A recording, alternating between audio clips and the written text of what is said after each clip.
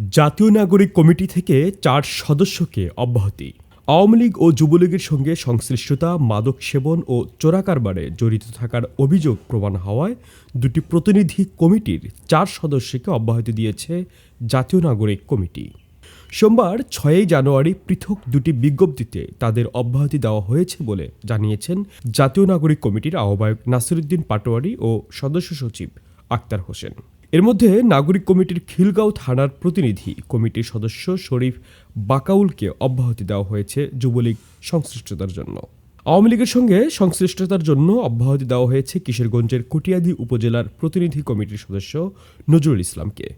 এছাড়া ফ্যাসিবাদকে সহায়তা এবং মাদক সেবন ও মাদক চোরা কারবারের অভিযোগে অব্যাহতি দেওয়া হয়েছে একই কমিটির সদস্য ইমরানুল হক ও আল মামুনকে। শাহ মোহাম্মদ ওয়ালিউল্লাহ, তরঙ্গ টিভি।